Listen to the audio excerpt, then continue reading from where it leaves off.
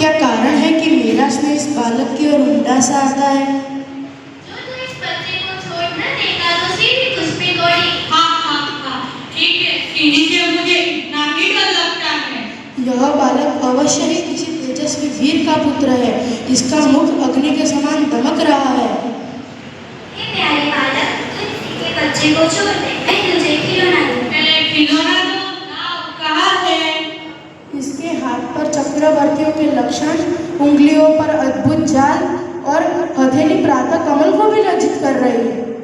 जो तू इस बच्चे को छोड़ न देगा तो सीधी तुझ पे दौड़ी। हाँ, ठीक है, इन्हीं से मुझे इतना ही डर लगता है।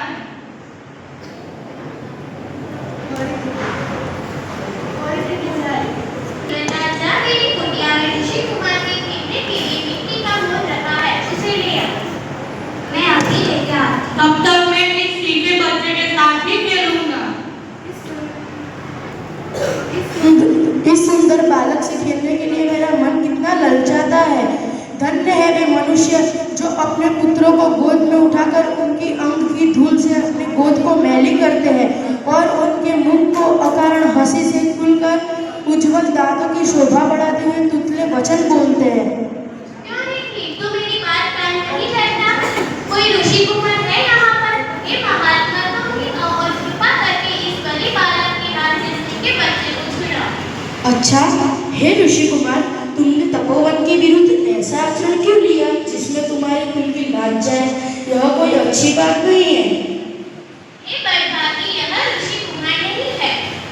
सत्य है, ऐसे साहस के कार्य के बाद यह ऋषि कुमार नहीं जान पड़ता। इसको मैंने तपोवन में वास करके इसे ऋषि कुमार जाना था। बड़े अचंभे की बात है। क्यों, तुम्हें क्यों अचंभा हुआ? इसलिए हुआ कि इस बालक की सूरत और तुम्हारी सूरत मिलती है और तुम्हें जाने बिना ही उसने तुम्हारी बात मान ली। यह बालक ऋषि कुमार नहीं है, किस वर्ष का? यह पुरुवंशी है। इसलिए मेरी सूरत इससे मिलती आती है क्योंकि पूर्ववंशियों में यही रीति होती है कि युवा अवस्था में राज्य में रहकर प्रजा की सेवा करना और वृद्धावस्था में जितेंद्रिय तपस्वियों के साथ रहकर वन में कुटी बनाकर रहते हैं। हे परदेशी, तेरा यह संदेश तब सीख जाएगा जब तू जान लेगा कि इसकी माँ मेनका नाम से एक अप्सरा की बेटी है। इसके प्रताप से ही इसका जन्म देव पितर के इस तपोवन में हुआ था। बड़े आनंद की बात सुनाई। इनकी माँ किस राष्ट्र की पत्नी है? जिस राजा ने अपनी विवाहित स्त्री को बिना अपराध छोड़ दिया, इसका नाम मैं न लूँ। यह कथा तो मुझ पर ही लगती है। भला इसकी माँ का नाम पूछूं? हे सर्वतमन्य शकुंतला वर्णते। कहाँ है शकुंतला, मेरी माता?